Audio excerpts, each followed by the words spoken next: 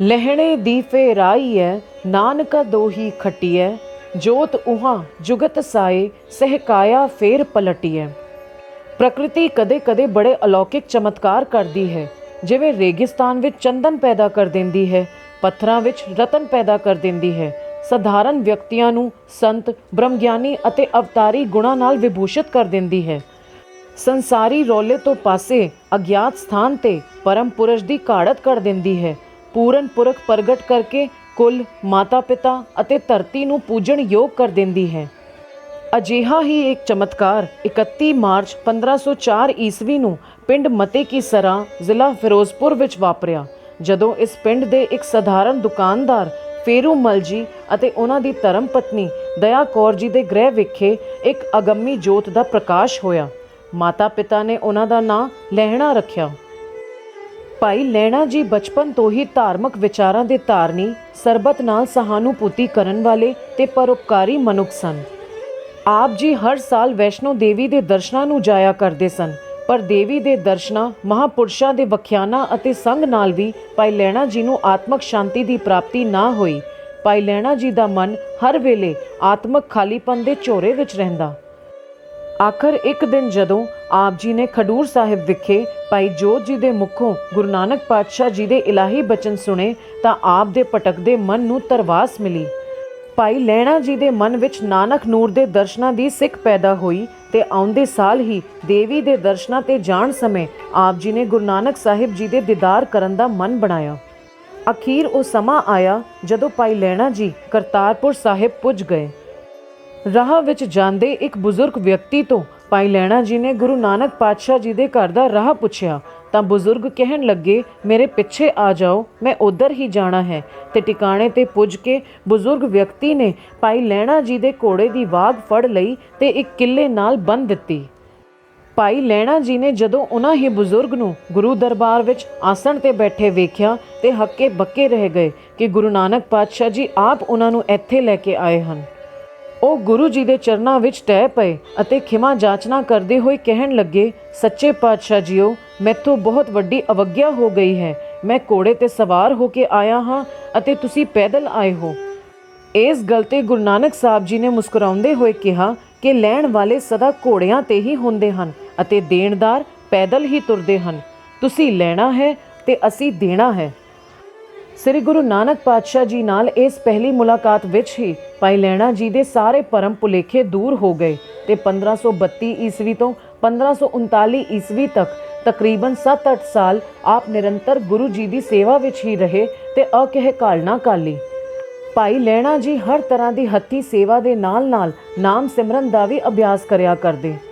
गुरु नानक पातशाह जी द्वारा लई गई हर परीक्षा विच पूरे उतरते हुए जदों आप गुरु पुत्रां तो भी अगे निकल गए तां आप जी की घाल कमाई नूं वेखदे हुए गुरु नानक पातशाह जी ने गुरु पद का सहरा आप जी के मस्तक ते बन दिता अते भाई लहणा जी श्री गुरु अंगद देव जी बन गए। भाई गुरदास जी ने गुरु नानक पातशाह जी नूं पारस बराबर दस्या है। पारस विच एक गुण होंदा है कि लोहे दे छोण नाल वो लोहे नूं सोना बना दिंदा है, पर गुरु नानक पातशाह जी ने तां भाई लहणा जी नूं अपनी चरण छूह बख्श के अपने जिहा ही बना दिता ते नां अंगद रख दिता। महिमा प्रकाश विच गुरु नानक पातशाह जी दे बचन इस प्रकार अंकित हन, अब तू मेरे अंग ते पया, तू लहना मैं देना दया। श्री गुरु नानक पातशाह जी ने 1539 ईस्वी विच गुरियाई दी बख्शिश श्री गुरु अंगद देव जी नूं करके उन्हां नूं खडूर साहिब विच जा के नाम बाणी दा प्रचार करन दी आग्या कीती। करतारपुर साहिब तो बाद हुण सिੱਖੀ दा मुख केंद्र खडूर साहिब बन गया, जिथे रह के श्री गुरु अंगद देव जी ने गुरु नानक पातशाह जी दे स्थापित कीते सिद्धांतां नूं घर घर पहुँचाया। श्री गुरु अंगद देव जी ने अपने 13 वरियां दे गुरगद्दी काल विच समुच्ची लुकाई ते कई विशेष उपकार कीते, जिन्हां विच गुरमुखी लिपि दा जिक्र सब तो पहला आउंदा है। उस समय संस्कृत दी लिपि देवनागरी सी जो ब्राह्मणों तक सीमित सी ते सरकारी लिपि फारसी सी। पंजाब दी सधारण पेंडू जनता दोहां ही लिपियां तो अज्ञात सी। श्री गुरु नानक पातशाह जी दे समय पंजाब विच भावें लोक भाषा पंजाबी प्रचलित सी, पर इस भाषा की कोई प्रमाणिक लिपि नहीं सी। गुरु अंगद देव पातशाह जी ने गुरमुखी लिपि का सुधार किया 5-5 ਪੰਕਤੀਆਂ ਦੀ ਵਰਣਮਾਲਾ ਬਣਾਈ, ਜਿਹਨੂੰ 35 ਅੱਖਰੀ ਵੀ ਕਿਹਾ ਜਾਂਦਾ ਹੈ। ਗੁਰੂ ਜੀ ਦੀ ਕਿਰਪਾ ਦ੍ਰਿਸ਼ਟੀ ਨਾਲ ਗੁਰਮੁਖੀ ਵਿਗਿਆਨਕ ਸ਼ਾਸਤਰੀ ਲਿਪੀ ਬਣ ਗਈ। ਪੰਜਾਬੀ ਭਾਸ਼ਾ ਨੂੰ ਸੁਤੰਤਰ ਲਿਪੀ ਪ੍ਰਾਪਤ ਹੋ ਗਈ। ਇਸ ਲਿਪੀ ਨਾਲ ਗੁਰਬਾਣੀ ਅਤੇ ਕਈ ਹੋਰ ਗ੍ਰੰਥ ਲਿਖੇ ਜਾਣ ਲੱਗੇ। ਖਡੂਰ ਸਾਹਿਬ ਵਿਖੇ ਗੁਰੂ ਜੀ ਨੇ ਗੁਰਮੁਖੀ ਦੇ ਸੁਧਾਰ ਪ੍ਰਚਾਰ ਲਈ ਵਿਸ਼ਾਲ ਪਾਠਸ਼ਾਲਾ ਦੀ ਵੀ ਸਥਾਪਨਾ ਕੀਤੀ। ਗੁਰੂ ਅੰਗਦ ਦੇਵ ਪਾਤਸ਼ਾਹ ਜੀ ਨੇ ਸ੍ਰੀ ਗੁਰੂ ਨਾਨਕ ਦੇਵ ਜੀ ਦੀ ਜੀਵਨ ਕਥਾ ਨੂੰ ਅੰਕਿਤ ਕਰਨ ਦਾ ਵੀ ਮੁੱਖ ਕਾਰਜ ਕੀਤਾ। ਉਹਨਾਂ ਨੇ ਭਾਈ ਬਾਲਾ ਜੀ ਤੋਂ ਸਾਖੀਆਂ ਸੁਣ ਕੇ ਭਾਈ ਪੈੜੇ ਮੋਖੇ ਤੋਂ ਗੁਰਮੁਖੀ ਵਿੱਚ ਲਿਖਵਾਈ, ਜੋ ਇਤਿਹਾਸ ਵਿੱਚ ਭਾਈ ਬਾਲੇ ਵਾਲੀ ਜਨਮ ਸਾਖੀ ਦੇ ਨਾਂ ਨਾਲ ਪ੍ਰਸਿੱਧ ਹੋਈ। 1540 ਈਸਵੀ ਵਿੱਚ ਜਦੋਂ ਬਾਦਸ਼ਾਹ ਹੁਮਾਯੂੰ ਸ਼ੇਰ ਸ਼ਾਹ ਸੂਰੀ ਤੋਂ ਹਾਰ ਖਾ ਕੇ ਕਨੌਜ ਦੇ ਸਥਾਨ ਤੋਂ ਭੱਜ ਕੇ ਪੰਜਾਬ ਵੱਲ ਆਇਆ ਤਾਂ ਖਡੂਰ ਸਾਹਿਬ ਆ ਕੇ ਉਹ ਸਤਿਗੁਰਾਂ ਜੀ ਦੇ ਦਰਸ਼ਨ ਕਰਨਾ ਚਾਹੁੰਦਾ ਸੀ।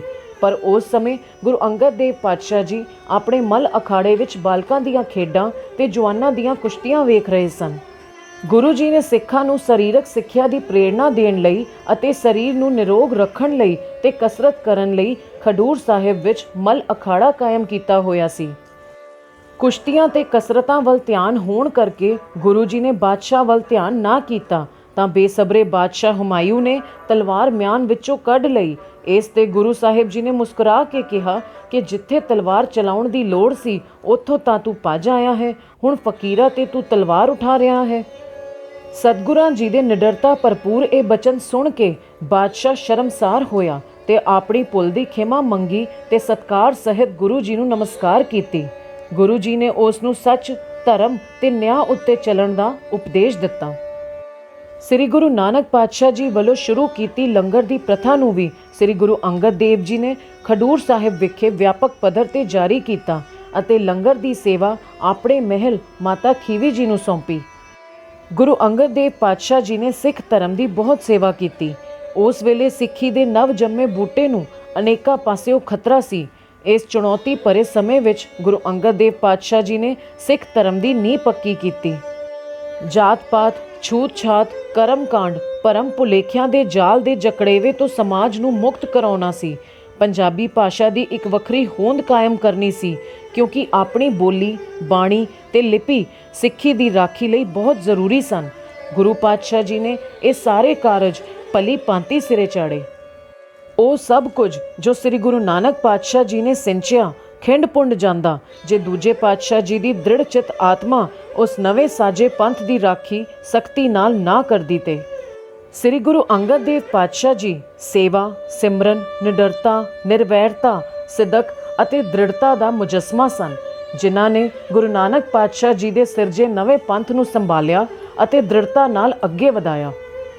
ਵਿਰਸਾ ਸਿੱਖੀ ਦਾ ਚੈਨਲ ਵੱਲੋਂ ਦੂਜੇ ਗੁਰੂ ਪਿਤਾ ਜੀ ਧੰਨ ਧੰਨ ਸ੍ਰੀ ਗੁਰੂ ਅੰਗਦ ਦੇਵ ਜੀ ਦੇ ਗੁਰਤਾ ਗੱਦੀ ਗੁਰਪੁਰਬ ਦੀਆਂ ਆਪ ਸਾਰਿਆਂ ਨੂੰ ਬੇਅੰਤ ਵਧਾਈਆਂ।